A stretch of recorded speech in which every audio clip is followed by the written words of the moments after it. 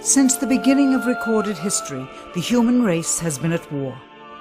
First with members of their own family, then their fellow countrymen, and finally nations at large. Yet perhaps the starting ground for all these conflicts lays somewhere deeper, within the very character of the human condition, in the dark, untouchable crevices of the human heart.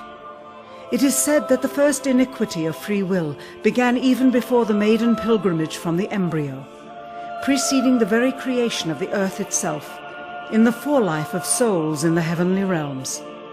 The dawn of warfare, some believe, was initiated by a fallen angel, whose trespass against God was pride.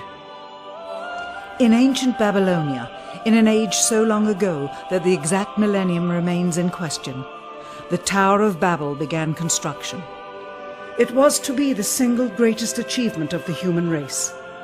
A tower so tall that its summit would reach the heavens, and by it prove to the world that their race was superior. It would be God's irony that it would never be finished. Time passed, nations fell, a machine age emerged, and once again the ingenuity of the species which held dominion over all others unveiled what was at the time the most monumental accomplishment ever imagined, the largest machine yet constructed, an automation so mammoth and so revered even before its first demonstration that its only befitting name was Titanic. On April 10th, 1912, it set sail. It was boasted to be the ship that God himself could not sink.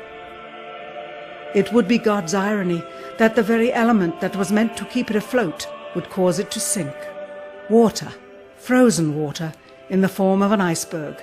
Not even one voyage did it complete. And then the next age embarked into the annals of human history, perhaps the last age, the space age. Competition for victor was unparalleled. Powerful nations spent billions in unabashed rivalry to outdo the other. The Soviet Union launched the first orbiting satellite, the first animal, the first man. They had logged 500% more hours in space than the United States. And in June of 1969, they launched an unmanned probe to the moon to retrieve the first soil sample from another world, just 1 month before Apollo 11. That's how close the race was. Had their unmanned probe not crash-landed into the lunar surface, the first moon rock brought back to Earth would have been by the Soviet Union. Richard Nixon, president at the time, had this to say about the latest work of the human hand. It is the greatest week since creation, the greatest event since the laying of the foundation of the seas, since the origin of the universe itself, since the design and formation of the delicate human eye through which all these things are perceived, was a flying machine with its 2 passengers landing on its closest celestial neighbor and returning from where it came. Perhaps again God's irony lies somewhere within this great boast of humankind. The building of the tallest tower for the sole purpose of standing out among the races was never finished. The machine that was so great that it was said to be untouchable by even God never completed its first voyage. And finally, the crowning achievement of humankind, the greatest boast of the species, the event in human history most associated with pride in our own accomplishments, landing on the moon. 20 years later, and years behind schedule, the same space program couldn't put into Earth orbit a telescope with a lens that focused. And yet 2 decades earlier, a mission 100 times more complicated worked on its first occasion. With close scrutiny of the motives of the zealous Nixon administration, a critical examination of the entirely government-controlled press coverage, and newly discovered footage of the crew of Apollo 11 staging part of their mission, we wish to detail what may come to be the greatest government conspiracy of all time. A funny thing happened on the way to the moon.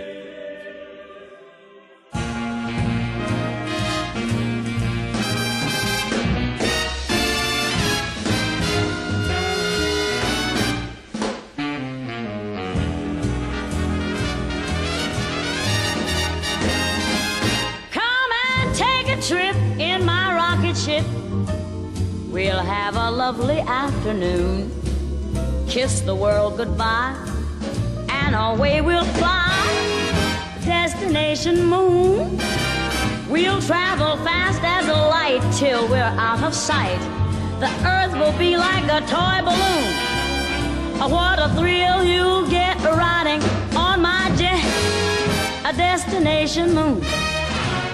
Oh, we'll go up, up, up, up, straight to the moon we two. High in the starry blue. I'll be out of this world with you. So away we'll steal in my space mobile, a supersonic, a honeymoon. Leave your cares below, pull the switch, let's go. A destination moon.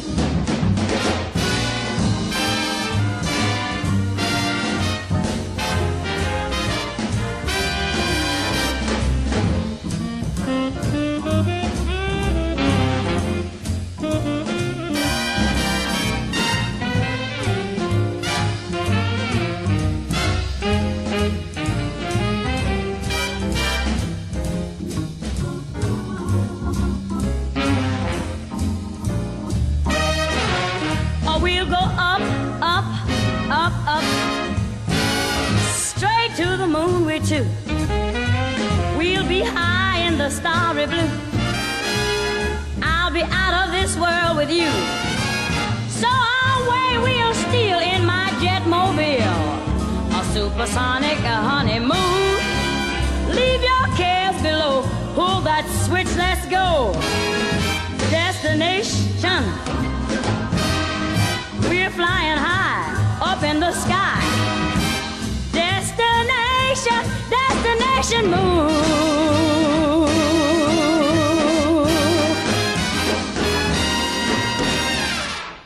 Dr. von Braun, how would you say we stand in relation to the Russians, and do you think we can ever catch up?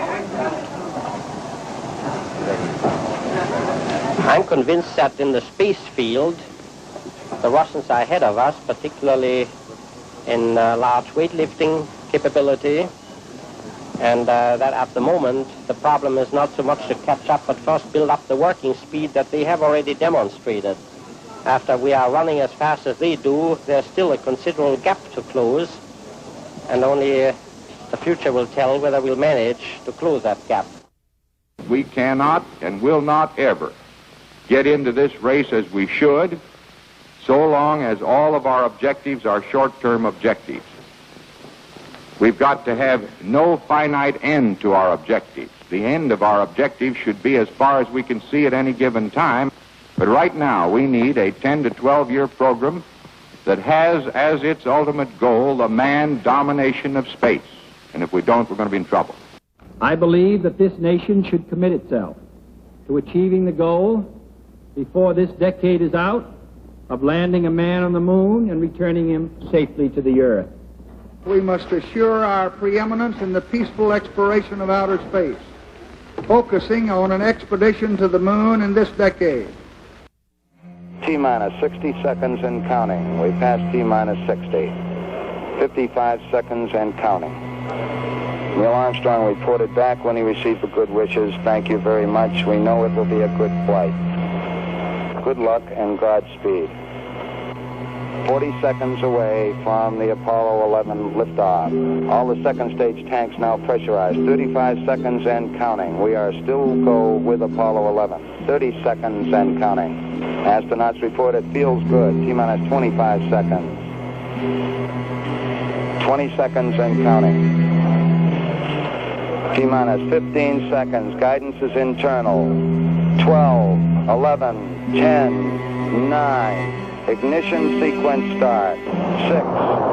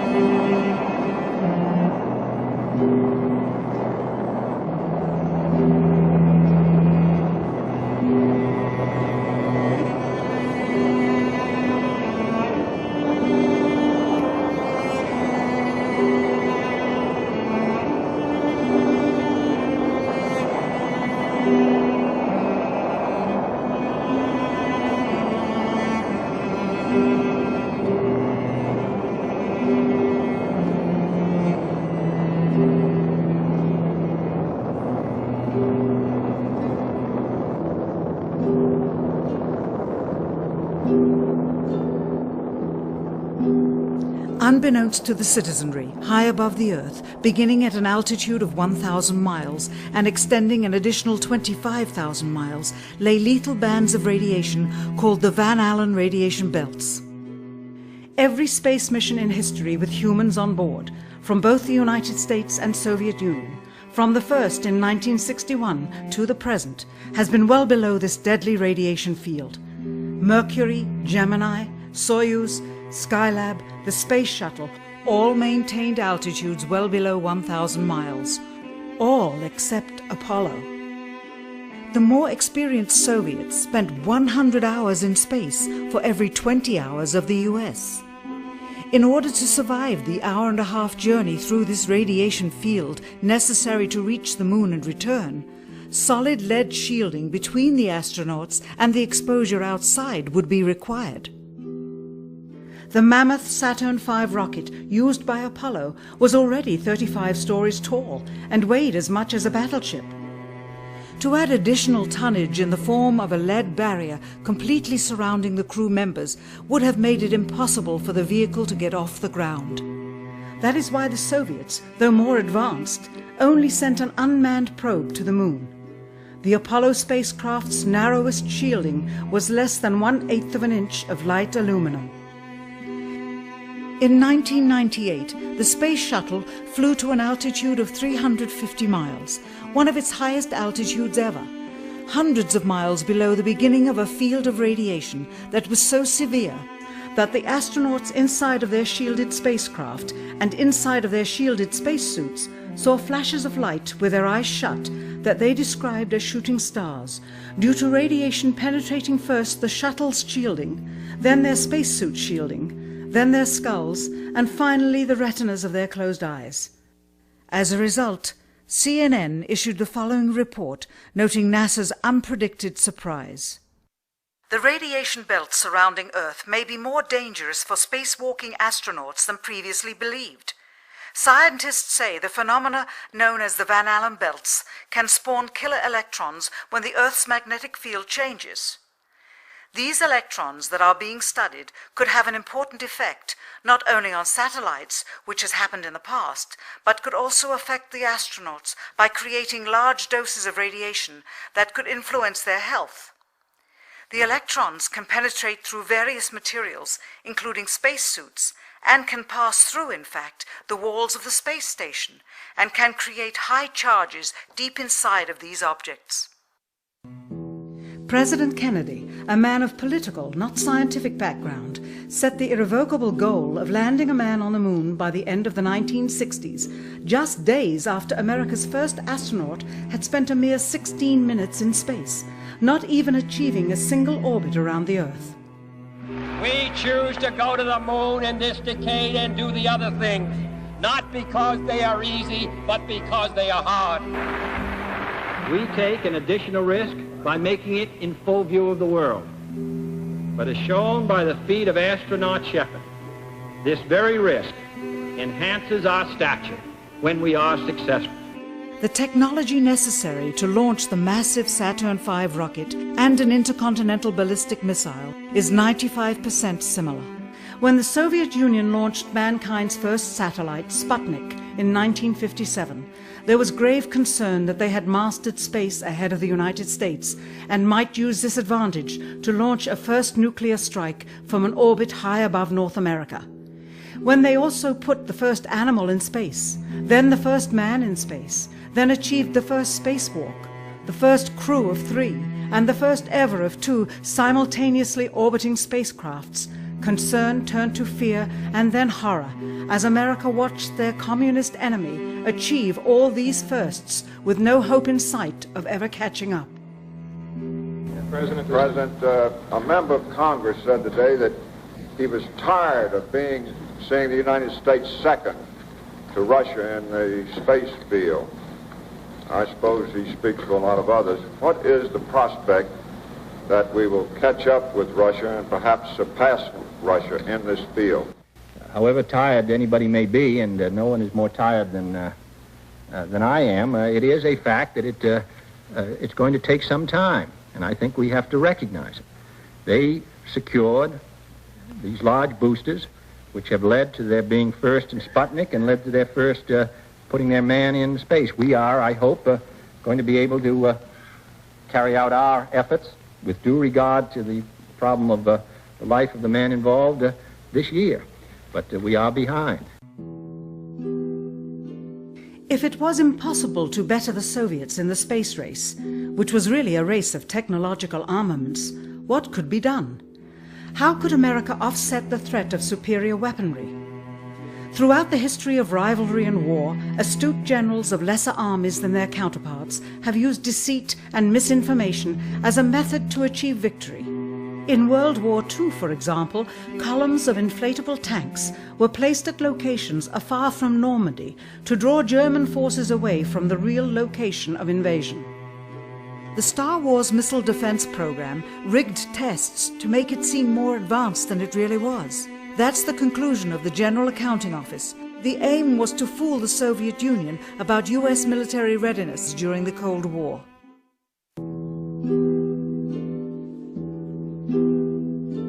Certainly, it was not possible to fool just the Soviets about US strategic capability in the 1960s, while somehow informing 200 million Americans of the truth secretly.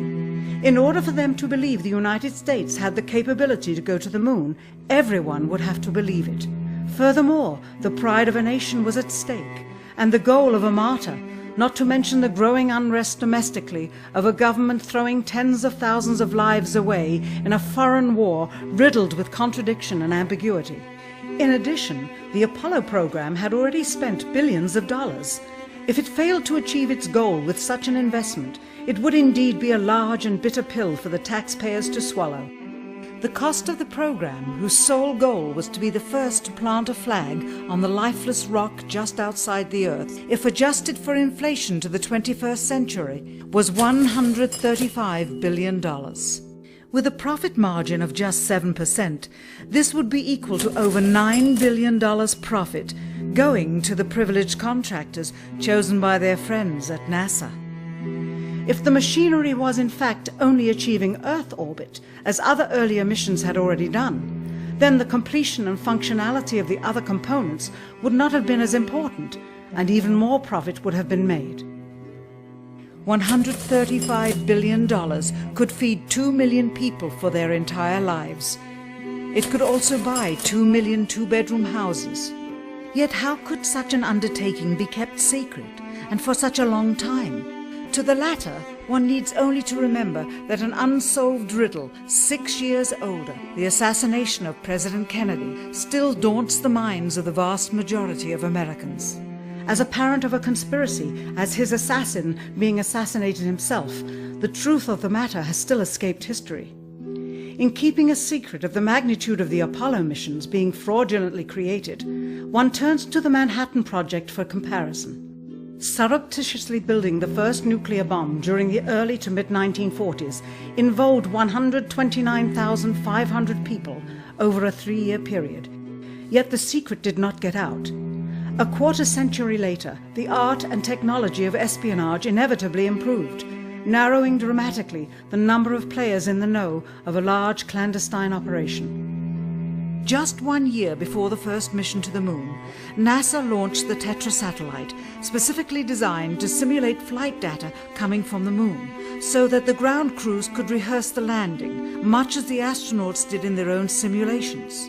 Had it not supposedly fallen back to Earth, all that would have been needed during the actual flight would be a repeat of one of these computer programs, with a few original variations, transmitted to the satellite for rebroadcast to Houston.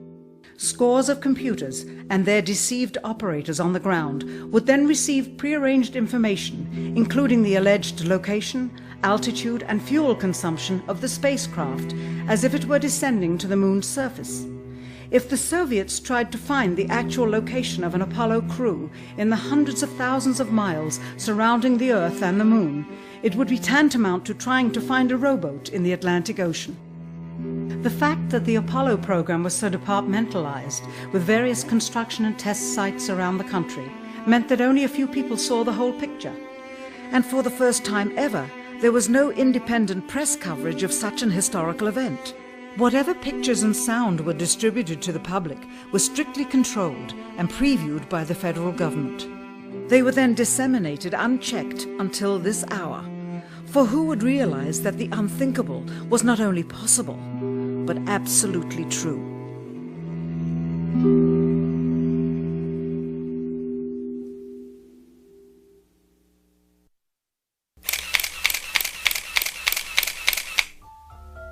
And what of the photographs? What do they tell us? On 3 separate occasions, our office asked NASA's Public Relations Department for every single picture of an astronaut on the surface of the Moon, just during the maiden voyage of Apollo 11.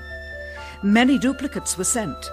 In all, fewer than 20 pictures were found, including first-hand investigation on site at the agency's vaulted archives. Quite surprising, considering the historical significance of the event.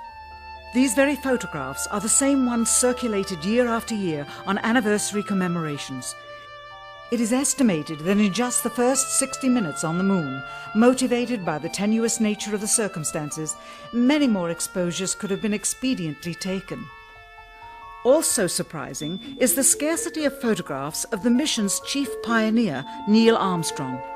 The greatest achievement in human history, and of the man whose first step echoed around the world, dawning a new age of scientific enlightenment, there is only one full-body picture of him on the Moon, besides this ghostly reflection.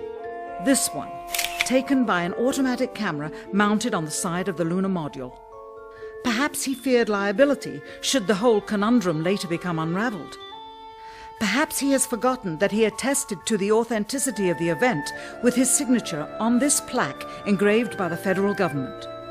In fact, in the more than 30 years since the event, aside from NASA's initial press conference and the occasional brief anniversary remarks where few questions were permitted, he has never given one on-camera interview to anyone, ever. From an analytical standpoint, photographic anomalies have to be sought out with an understanding of lighting and shadows. The most straightforward is simple. When objects are lit solely by the sun, as all the scenes on the Moon were said to be, after all, lighting equipment was not only impractical, it was unnecessary in bright sunlight, then all shadows, regardless of the landscape, will run parallel with one another and never intersect, as shown by this example. In these seldom-seen photographs, obtained from a rarely used auxiliary NASA archival site, it is clear that these scenes were lit with artificial light. These shadows, which are cast at different angles, are evidence that a second light source is being used. In addition, the sun would not cause an isolated hotspot like this, only an artificial light would. Again, intersecting shadows and another hotspot. And again. And again. It is simply impossible for this picture to have been taken with sunlight on the Moon. Here, the shadows are shown to be as black as pitch. And yet here, completely in a shadow, the astronaut is lit up like a Christmas tree. How can this be? Or this, on the shadow side of the lunar module. In this magnification of an Apollo photograph, a rock, very likely a papier-mâché prop because of the crease here, is categorized with the letter C. In later releases of the same picture, the letter is gone, probably airbrushed out. Here, a crosshair, which was burned directly into the image from the film plate, and thus should always appear on top of the objects in the photograph, appears behind the object in this scene, clearly revealing a composite of 2 pictures into one. Someone apparently forgot to create a burn crater underneath the lunar module's 10,000-pound thrust engine, despite the fact that during ground tests there was a real concern for the vehicle falling into the hole the engine created as it descended. Here is a depiction based on the latest specifications and scientific data. In these enlargements, it looks as though the lunar module was simply placed there. Not even one speck of moon dust on the landing pod. As a result, all subsequent flights had to have the same discrepancy, which was explained away by the effect of no atmosphere. And what about stars? On the moon, with no atmosphere, they must have been quite a sight to behold. Yet there is seldom any mention of them, if ever, by any of the astronauts on any of the missions. Undoubtedly, creating a mural with all the constellations properly placed in the sky would have been virtually impossible to create accurately, much less realistically. A competent amateur astronomer would have been able to call attention to the slightest error in measurement. The answer? Not to talk about the stars. Ever. In their post-flight press conference, it was the only question to which Neil Armstrong responded with an absence of memory. When you looked up at the sky, could you actually see the stars and the solar corona in spite of the glare? We were never able to see stars from the lunar surface or on the daylight side of the moon by eye without looking through the optics. I don't recall during the period of time that we were photographing the solar corona what stars we could see. I don't remember seeing any. Years later, though, Michael Collins would remember seeing the elusive stars and wrote about them in Expeditions to the Moon. It seems his memory improved the older he got. Why don't stars appear in any of the photographs? Simply because the proper, mostly closed exposure setting for the camera's iris, set that way to compensate for the bright sunlight on the moon's surface, completely diminished the faintness of relatively distant specks of diminutive light. This answer is true. It does not, however, explain why they never took any pictures of the stars by themselves, with an exposure setting perfect for them. While they took 3 automobiles to the moon, they never took a photographic telescope. Had they done so, they would have been able to see farther into the universe than had ever before been realized. If they had taken a telescope and were not actually on the moon, they would have had to concoct undiscovered galaxies that might one day prove to be non-existent. The cost of the 3 moon rovers in 21st century currency? Nearly $60 million each, though they had fewer parts than a Jeep. Where was all this money going? Then there's the flag, blowing in the wind, at least twice, on the atmosphereless moon. We can only guess that most of the missions were staged inside for fear of possible aerial or satellite reconnaissance from an unfriendly nation. The backpacks, designed for 1/6 gravity, must have had the cooling systems removed to allow for movement without falling over. With very near and hot studio lighting, that left one hot astronaut inside. Assuming that it was the astronauts inside, after all, their faces were always covered. The necessary mammoth amounts of air conditioning were probably responsible for the air current. Here the editor cuts to a still shot of the flag, just as the effect becomes noticeable. Here it is unchecked. This rare clip, attained decades ago, was never re-released with the inevitable increase in experience and scrutiny. To demonstrate 1/6 gravity, a bouncy, floaty feel to the astronauts' movements would be similarly achieved with relative simplicity. Slow motion. You are viewing the scenes as they aired more than 30 years ago. Now let's look at them with the speed doubled. It becomes discernible that they are, in fact, in Earth's gravity, and are no more leaving the ground than they would on Earth. It is clear from these rarely seen color television pictures that the crew of Apollo 11 brought a high-resolution color video camera with them on their mission, yet the only pictures broadcast live from the moon's surface were these from a low-definition black and white camera.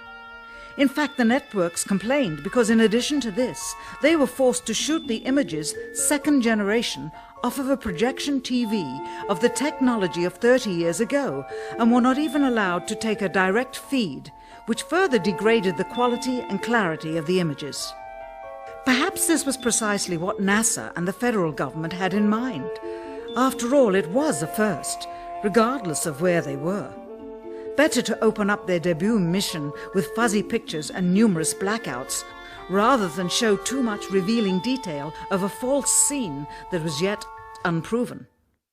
And finally, the element that seals their fate. Of all the footage of Apollo 11 requested from NASA over a 5-year period, one gem was discovered just before the completion of this documentary. An old reel received by mistake. It contains the raw or unedited footage of the crew of Apollo 11, Michael Collins, Edwin Aldrin Jr. and Neil Armstrong, staging part of their mission for nearly an hour in living color, with exceptionally clear behind-the-scenes audio of conversations discussing the techniques used to achieve a disingenuous picture depicting the Earth at a distance, in order to falsely demonstrate their far journey from it and their ability to survive passing through the Van Allen radiation belts. It cannot be misconstrued that this staging was done for some other reason prior to the mission, for the reel itself is slated and dated July 18th, 19th and 20th, 1969, the very days of the mission when they were said to be approaching and achieving lunar orbit. Furthermore, it is apparent they are in genuine zero gravity aboard the actual spacecraft, necessary to convince the mass media of their authenticity, just not any further than Earth orbit, as you will see. In this never-before-seen or heard footage, not only is the radio conversation between the astronauts and Houston Control audible, there is a secondary, private conversation taking place between the crew and a third confidential party, prompting the astronauts with what to say, when to speak, and how to effectively manipulate the camera to achieve the desired misleading effect. NASA claims that the Houston transmissions were the only ones taking place with the astronauts. Listen now as Houston Control initiates a conversation with the crew, only to find them too preoccupied with the behind-the-scenes trickery to respond. Moments pass and the oversight is picked up on by the clandestine third party, who quickly prompts them with talk. Immediately, Neil Armstrong speaks. Hello, Apollo 11. Houston, Goldstone says that the TV looks great. Over.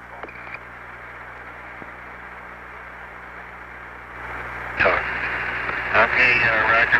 We're mapping in on Earth. Again, the illusion they are attempting to create is the Earth at a distance to demonstrate their far journey from it and their ability to survive passing through the Van Allen radiation belts. Understand, too, that only about 20 seconds of this raw footage was ever broadcast to the public, and these conversations discussing their deception were believed to be private, until now. Here they discuss that these television transmissions were in fact not broadcast live as everyone believed. They were first screened and edited for playback later. Roger, Neil. We just wanted a narrative such that we can, when we get to playback, we can sort of correlate what we were seeing. Thank you very much. Here they discuss the fact that they have turned out the lights and have blocked out sunlight from entering the spacecraft through the other windows, as to not cause any reflected light to fall onto the spacecraft's wall in the foreground. Okay, very good. Well, we shut out the sun coming in some of the other windows into the spacecraft, so it's looking through the number one window, and there isn't any reflected light. The reason this was done is so that the truth of the matter would not be revealed. It is this. Though the federal government would have you believe that this is a view of Earth from a distance out of the spacecraft's window as it nears the moon, it is not. What they have ingeniously done is placed the camera at the back of the spacecraft and centered the lens on a circular window in the foreground, outside of which it is completely filled with the Earth in low orbit. The circumference of the window then appears to be the diameter of the Earth at a distance, with the darkened walls of the spacecraft appearing to be the blackness of space around it. That is why they wanted the interior dark and blocked out the sun from entering through the other windows. Here you can see the extruded window, probably 2 inches thick at the bottom. This is because the Earth's shine is coming in at a downward angle. It also causes the Earth to appear to be an irregularly shaped circle, for you are seeing the outside of the window at the bottom and the inside of the window at the top, which together form 2 different sized halves of a circle. Subsequently, this take was never used. As they perfected the shot, a crescent-shaped piece of black material was inset slightly into the window to create the illusion of the Earth's terminator line dividing night and day. It is uncannily convincing.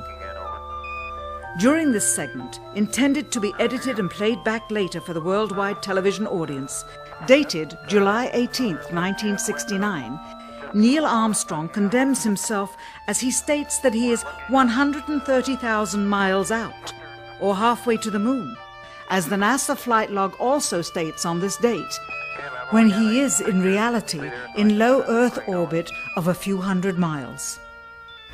Roger, Houston, Apollo 11. Calling in from about 130,000 miles out. Here, during another segment, also intended to air after review, Neil Armstrong falsely explains to the viewers how the shot is attained by putting the camera's lens to the window's glass, as it would have to be if they were the claimed distance away from the Earth. We only have one window that has a view of the Earth, and it's filled up with a TV camera. If the window was completely filled up with a TV camera, as he stated, then an astronaut's arm would not be able to get between the camera and the window, as it obviously does here in this outtake. South America becomes invisible just off beyond the terminator or inside the shadow. You can also notice how the astronaut operating the camera reacted to the mistake by attempting to pan away from it. Blue gas, see white bands of major cloud formations across the Earth. This is a segment that they believed wasn't even being recorded, much less suitable for broadcast, for the lens was being zoomed out and the scene was being changed to that of an interior of the astronauts at work, and apparently the stop button popped back up on the recorder without notice. Here is the diffused work light that they used to see camera controls, but not throw light onto the spacecraft's wall. Here they remove part of the crescent insert.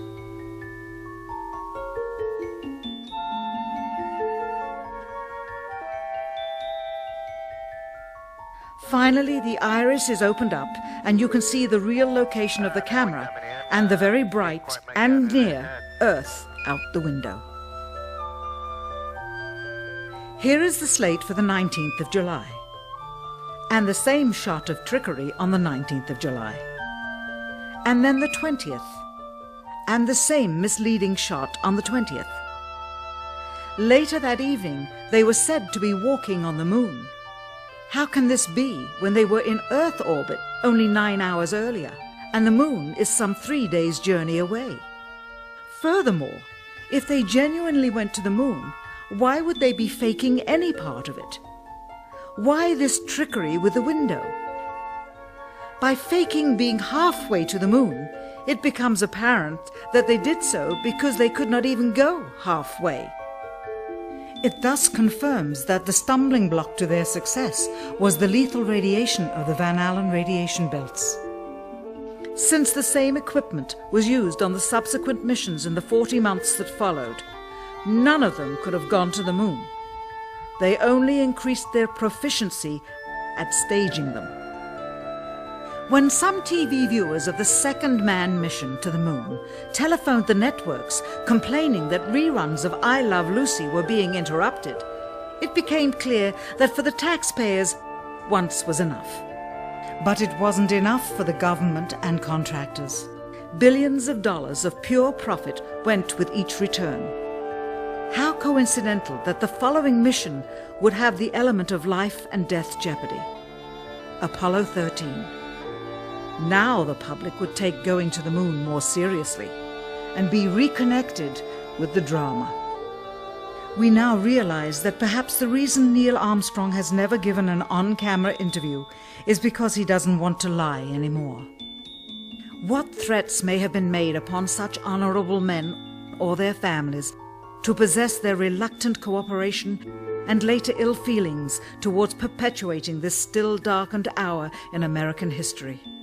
NASA's highest-ranking official, James Webb, resigned without explanation just days before the first Apollo mission. Why, when he was on the threshold of achieving the greatest accomplishment of his career?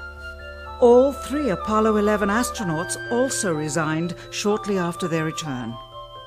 On the 25th anniversary of the event in 1994, Neil Armstrong made a rare public appearance and held back tears as he spoke these brief cryptic remarks before the next generation of taxpayers as they toured the White House. Today we have with us a group of students among America's best. To you we say, we have only completed a beginning. We leave you much that is undone. There are great ideas undiscovered, breakthroughs available to those who can remove one of truth's protective layers. He is that layer. Perhaps someday soon, with the uncovering of this footage and its meaning, the true patriots of America will rise up or come forward and free the citizens and themselves from the sin that so easily entangles and from a federal government that needs to have the gangrene cut off. Even if the government's destruction would come from the truth, then it is not worthy to stand, and its betterment would inevitably follow. All of us are mortal. All of us will die. Perhaps the seeking of a clear conscience before that hour will motivate the truth into the light. Perhaps as citizens we should offer amnesty for this and other crimes of history, for facts from those involved, before the truth perishes with them. Why must we wait until the year 2017 to open the Kennedy assassination files? Perhaps they will not even be opened then, for the law that reluctantly stipulates their release says so with this clause, quote, with the exception of documents certified for continued postponement by the President. Whoever believes the citizens to be too immature for the truth are too immature for power. The truth will always set us free.